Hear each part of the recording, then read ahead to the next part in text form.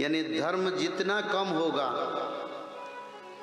और आयु जितना बढ़ेगा पाप उतना बढ़ेगा। तो सत्य युग में 4 पाद, त्रेता में 3 पाद, द्वापर में 2 पाद, कलि युग में 1 पाद। 1 पाद धर्म कब तक था? जब तक वो सारे परिवार मिलके पिता माता को सम्मान कर रहे थे, जब गौ माता को हर घर में पूजा कर रहा था, जब संसार में सनातनियों का संख्या ज्यादा था। आज तो सनातन संख्या बहुत कम है विश्व में, अलग तंत्र का संख्या बढ़ गया। तो इसलिए 1 पाद धर्म भी कट जाएगा। धर्मम संकुचितम तपो विरहितम। अब 1 पाद धर्म नहीं, क्योंकि पिता माता को सम्मान आजकल मिलता ही नहीं। माता च पार्वती देवी पिता देव महेश्वर। अपना पिता को भगवान शंकर जैसा मान्य करो, माता को पार्वती जैसा मान करो। जो पाखंड, जो मनुष्य पिता माता को सम्मान नहीं करते हैं, स्पष्ट रूप में भविष्य मालिका में लिखा है, कुत्ते की तरह मौत होगा, उसमें कोई रक्षा नहीं करने वाले हैं, क्योंकि समय ऐसा आ रहा है। तो पहले घर में धर्म सृष्टि करो, पिता माता को पूजन करो सुबह शाम, तब भगवत भक्ति मिलेगा। अरे उनका कृपा मिले तब तो मिलेगा। और पिता माता को इधर उधर बात करके कहाँ सुख मिलेगा? तो इसलिए तेरा लक्षण जो कलियुग का, धर्म संकुचित हो गया। अब धर्म नहीं है। धर्मम संकुचितम तपो विरहितम। संसार में तप का जो नाम, वो नाम नहीं रहेगा। यानी कोई भी लोग तप नहीं करेंगे। और कहीं जो त्रेता युग, द्वापर युग, सत्य युग से जो तपस्या कर रहे हैं, वो लोग तो तपस्या कर रहे हैं। कहीं गिरी पर्वतमाला में तपस्या में, उनका बात मैं नहीं बताता हूँ, कलियुग के मानवों का बात बताता हूँ।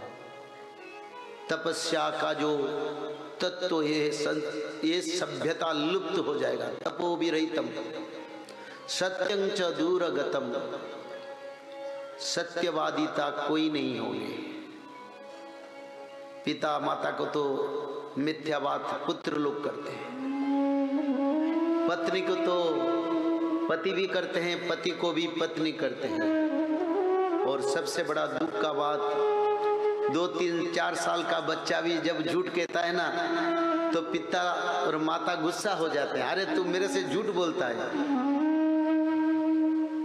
अरे संस्कार तो देने से वो सत्यता बोलेगा। संस्कार नहीं देते हो और कभी बेटा झूठ बोल देता है, तो गुस्सा करने का क्या कारण है? संशोधन करो। सत्यं च दूरगतम लोका धर्मतः द्विजश्च लोभिता। लोग धर्म को विरोध करेंगे, बोले नहीं धर्म कार्य मत करो, मंदिर मत करो। गांव की अगर कोई स्थान है, मंदिर बन रहा है, कुछ लोग आ जाएंगे विरोध करने के लिए, क्या मंदिर होगा या पूजा हो रहा है? नहीं, पूजा नहीं। गांव में अगर कोई फंड्स में पैसा है तो गीत बजान करो। लोका धर्मतः, धर्म को सभी विरोध करेंगे। द्विजश्च लोभिता, यानी कथा करने से पहले पैसा का मूलचाल होता है। और आजकल तो धर्म बेच रहे हैं। संत तुलसीदास ने भी रामचरितमानस में उसका प्रमाण किए हैं। वर्ण धर्म नहीं आश्रमचारी, श्रुति विरोध सब नर नारी। आज वेद को कौन ज्ञान करता है? वेद का पहला तत्व पिता माता को मानना। कौन मानता है बताओ? वेद को सभी, श्रुति विरोध सकल नर नारी, सभी वेद विरोधी बन जाएंगे, तब कलियुग अंत होगा। द्विज श्रुति बेचक भूप प्रजासन, कोई नहीं मानत निगम अनुशासन। यानी ब्राह्मण लोग वेद शास्त्र तत्व को बेचेंगे जब माता को सम्मान नहीं मिलेगा, जब वेद का विक्रय होगा, जब राजा क्रूर, क्रोधी, अत्याचारी बन जाएगा, तब कलियुग का अंत होगा। और आज तो इसे हम देखते हैं, 13 तत्व से ये भी आता है, लोका धर्मतः द्विजश्च लोभिता नारी वसा मानवा। अरे साधारण मानव का बात क्या करें, बड़े बड़े परंपरा के लोग नारी वश में, यानी जो त्यागी है, जो बैरागी है, वो भी नारी का मोह वासना को छोड़ने के लिए इच्छा नहीं है। तो इसीलिए नारी बस में संसार चले जाएगा। राजस्थान में ऐसा परंपरा नहीं है, पर अलग राज्य में है। राजस्थान में धर्म सुरक्षित है, ताकि लोगों का धर्म भावना हम देख रहे हैं। 70% तक लोग नारी माता का सम्मान करना सब चलता है, और कुछ तो कलियुग का तत्व रहेगा, न तो दुनिया कैसे चलेगा। तो जब संसार नारी बस में चल जाएगा, नारी बसा मानवा, तब क्या होगा, निर्विरजा पृथ्वी निरसौ धीरसा, धरती माता बीर्जहीन हो जाएगा। धरती में उगलने वाले धान, गेहूं जो फसल है वो कम हो जाएगा। पेस्टिसाइड और फर्टिलाइजर्स को यूज करने से प्रोडक्शन होगा, नहीं तो नहीं होगा, क्योंकि धरती माता बीर्जहीन हो गया। सारा विश्व में अगर फर्टिलाइजर बंद हो जाएगा, तब लोगों को भोजन नहीं मिलेगा।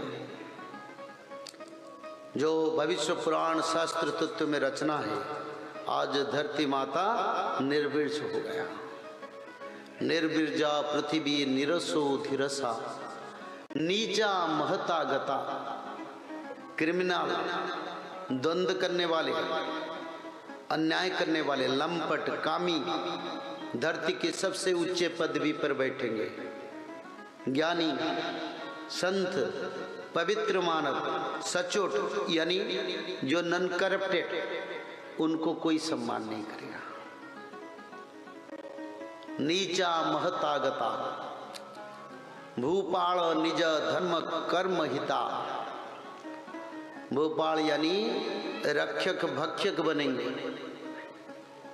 सारा विश्व में, ऐसा चल रहा है। जय श्री माधव। जल प्रलय, महामारी और भूकंप, अग्नि प्रलय, वर्ल्ड वार 3 और महाविनाश, ये तो एक दिन होना ही है। लेकिन इस सब से आप बच कैसे सकते हैं? सबसे पहले नॉनवेज खाना छोड़ दीजिए, अंडा भी नहीं खाना है, और किसी भी तरह का नशा मत करिए, और गलत काम मत कीजिए, और सत्य, प्रेम, दया, क्षमा और शांति का आचरण कीजिए। और 3 चीज कीजिए, उसमें से सबसे पहला है त्रिकाल संध्या, यानी त्रिसंध्या। उसको दिन में 3 बार करते हैं। जैसे सुबह में करते हैं ब्रह्म मुहूर्त में, सुबह 4 बजे से लेकर के 6 बजे के बीच में आप कभी भी कर सकते हैं। लेकिन आपको समय नहीं मिला तो समय आप आगे पीछे कर सकते हैं, आधा घंटा 1 घंटा पीछे कर सकते हैं। दोपहर में 11:30 बजे से लेकर के दिन का 1 बजे तक कर सकते हैं, उसके बीच में। शाम को 5 बजे से लेकर के 6:30 बजे तक कर सकते हैं। दिन भर में 1 बार नहा के त्रिकाल संध्या जरूर करें। बाकी समय आप हाथ पैर मुंह धोकर भी कर सकते हैं, और 3 बार आप श्री गंगे बोल करके स्टार्ट कर सकते हैं। जो दूसरा उपाय है वो है श्रीमद् भागवत महापुराण पठन। दिन में 1 अध्याय जरूर पढ़ें, दिन भर में 1 अध्याय जरूर पढ़ें। वो भी ना हो सके तो 1 पन्ना तो जरूर पढ़ें। अगर उतना भी समय नहीं है तो 1 श्लोक जरूर पढ़ें। तीसरा उपाय, माधव नाम का जप करें, निरंतर करें, कोई भी काम करते हुए करें, हमेशा माधव नाम का जप करें। त्रिसंध्या का पीडीएफ, श्रीमद् भागवत महापुराण का पीडीएफ और भविष्य मल्लिका का फ्री ई बुक भविष्य मल्लिका पुराण, ये सब आपको डिस्क्रिप्शन बॉक्स में मिल जाएगा। भविष्य मल्लिका के बारे में अधिक जानकारी के लिए आप भविष्य मल्लिका के वेबसाइट पर संपर्क कर सकते हैं, भविष्यमल्लिका.com। और अधिक जानकारी के लिए भी कल्कि अवतार ऑफिशियल चैनल को देख सकते हैं, जहाँ पर मल्लिका के बारे में खुलकर बातें रखी गई है, जहाँ पर आप लगभग 1000 जितना वीडियो आपको देखने को मिल जाएगा। और भी आपको अधिक जानकारी जानना है त्रिसंध्या के बारे में, और कोई आपको सवाल है तो नीचे दिए गए नंबरों पर आप संपर्क कर सकते हैं।